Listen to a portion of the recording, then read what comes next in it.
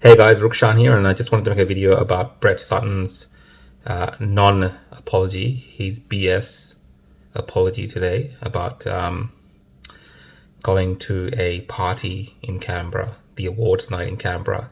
Now, I know it seems like a petty thing to keep going on about over a few days, but it really goes to the character of who Brett Sutton is, who these people are that are kind of ruling over us at the moment with all their rules and restrictions that they impose on us, but they somehow don't seem to follow them. And when they do get caught out, they come up with all sorts of fancy reasons as to why it was important that they did break these rules. I was disappointed that the distraction was about me and not about that important meeting. The Chief Health Officer attended a research awards ceremony and met with others from the National Health and Medical Research Council. Now, Brett Sutton says that if he could do it all over again, that he may not go. Not because he's sorry and not because what he did was wrong, but just so, it didn't cause this anxiety in the community and focus on him. So he's not really apologizing. He's just, I think, not happy that he got caught out and called out in this manner by the public. So the biggest issue with what Brett Sutton did was that, over the past few months, almost a year, I guess, he's been imposing all these rules and restrictions on us. And even, last month, we had a family that wanted to hold a funeral. They wanted more than the number of people allowed to attend, but we were told that it was a equity issue and it wouldn't look good if you allowed one group of people to do something and other people couldn't do it. Okay, so yeah, it makes sense, and we would kind of expect the same from our leadership group. But Brett Sutton doesn't play by the rules. These guys just do what they want when they want to do it, and there's nothing that we can say or do to point out why it's wrong. Without being labeled, bullies or whatever they want to say. Now, Brett Sutton, there was no need for him to be at that awards gala.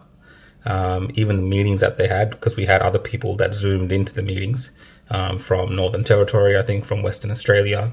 And I've even heard the Cho of New South Wales zoomed into some of these meetings. So to say that he needed to go there because it was like really important. If that was the case, then everyone would have made sure that they were there. So it can't be as important as he's making it out to be for his presence to be at this event. So he's just exaggerating that. And then I think after that, he said probably one of the most, it's something that shows that he's really disconnected from how the community is feeling about all these things. And that was that, the research community has been through such a hard year, and it wouldn't be right. You can't really show them support without being there in person. You can't really honour people for their fantastic research without being there in person. So that's why he went to the awards gala dinner party, because he had to be there in person to show them support and then show them that he actually really cares for them. Now, it kind of makes sense, but we've been restricted from being with our families. We've been restricted from showing grief and emotion with our families at funerals. We've been told to give up so many things.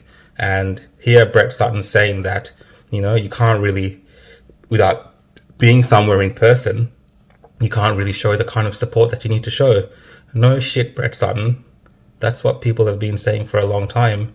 And that's why a lot of the community is upset, because it's the truth. We have to be in person with people sometimes, whether it's a wedding, whether it's a funeral, whether it's a birthday, whatever occasion it is, people, families want to be with their loved ones. And those are once in a lifetime moments. And you can't really compare that to an award ceremony in Canberra to show support to researchers who are doing their job. Now, I understand it's important to recognize people's work and their efforts and all these kind of things, but, we are told that this is a very serious pandemic. We are told that, the absolute beast is out there, and we are told we have to be very careful in the way that we do things, and that's why we have to give up so many of our life and so many of our freedoms. So definitely, it doesn't fly what Brett Sutton did.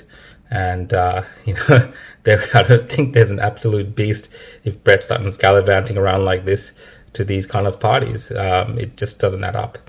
Anyway, guys, that's my video. I will leave this video with an apology that Brett Sutton actually did make last year to the Afghan community. So we do know that he's capable of apologizing, but I think he's only capable of apologizing for fear of the woke coming after him. Anyway, good night. See you later.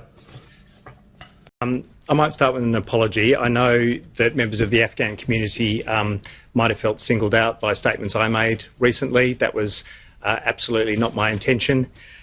So sorry. I have volunteered a couple of times to work in Afghanistan in 1997 and 2003. It's a country I love and respect, and its people. So, Mazarat Meham, or Wabakhay, I apologise.